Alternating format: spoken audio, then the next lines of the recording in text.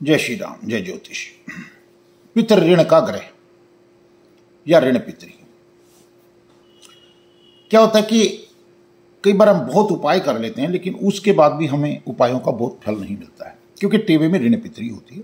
और जब टेवे के अंदर ऋण पितरी होती है तो हमें वो बहुत बुरा फल देती है।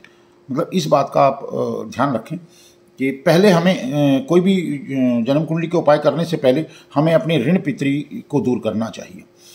अपने पूर्वजों के किए हुए पापों का फल जब आपकी संतान या आपके वंश के लोगों को भुगतना पड़ता है तो उसको हम ऋण पितरी कहते हैं। देखिए, अगर हम अपनी पैतृक संपत्ति का भोग करते हैं तो अपने पितरों द्वारा किए गए पाप कर्मों का भोग भी हमें ही करना पड़ेगा, करे कोई भरे कोई, ये एक नियम है। पहचान क्या है? यहां बृहस्पति की ऋण पितरी का एक उदाहरण दे रहा हूं।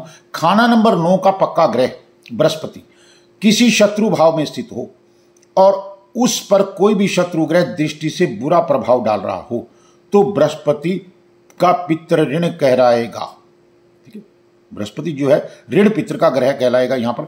इसी प्रकार दूसरे ग्रहों की स्थिति को भी यहां कहा जा सकता है। आसान शब्दों में कहा जा सकती, जब किसी ग्रह के पक्के खाने में उसका शत्रु ग्रह बैठ जाए और उस शत्रु ग्रह का अपना प्रभाव भी नष्ट हो रहा हो तो टेवा पितृ ऋण का टेवा कहलाएगा। इस बात का ध्यान रखिए। इसका उपाय क्या है? जो ग्रह पितृ ऋण का हो चुका हो उस ग्रह को शुभ करने के लिए उसकी आयु की अवधि से पूर्व उसका उपाय कर लेना चाहिए, वरना वह अपनी अवधि पर आपको चोट यानी कि बहुत हानि पहुंचाएगा। मान लें कि जातक पिता ने कुत्ते मरवाए हों, जातक के पिता ने जो अपने पूर्व जन्म में कुत्ते मरवाए, तो जातक पर संतान के कारक ग्रहों यानी बृहस्पति और केतु का ऋण पितृ होगा। कुत्तों की वजह से केतु का और पिता ने करवाए तो बृहस्पति का, इन दोनों का ऋण पितृ जो है वो होगा। इसलिए उपाय 16 से 24 वर्ष की आयु में और 40 से 43 हफ्ते लगातार करना चाहिए।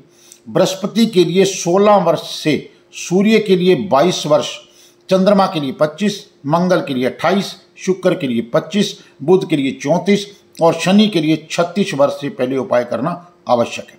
पितृ ऋण कुंडली पर अपने पूर्वजों के पाप का प्रभाव है और इसे केवल जन्म कुंडली में ही देखा जाता है, ना कि वर्षफल में। उदाहरण के तौर पर बृहस्पति टेवे में शत्रु भाव में हो और केतु उसे खराब कर रहा हो तो केतु और बृहस्पति का उपाय व्यक्ति को अपनी 16 साल की उम्र से पहले कर देना चाहिए।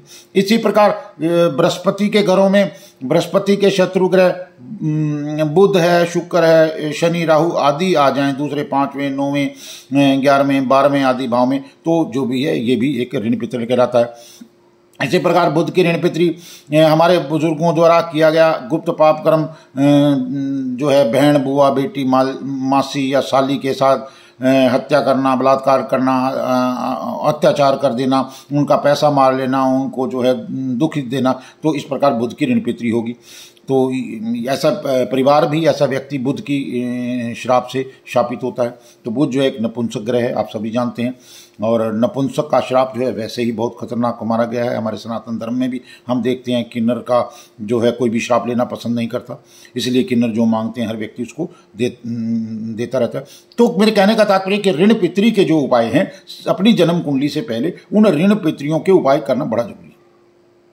और बुध के ऋण पितरी से अपने परिवार को, खानदान को बचाने के लिए भ्रूण हत्याएं बिल्कुल ना करें, इस बात का ध्यान करें और औरों को भी प्रेरित करें कि भ्रूण हत्याएं ना करें और बुध की ऋण पितरी से बचें।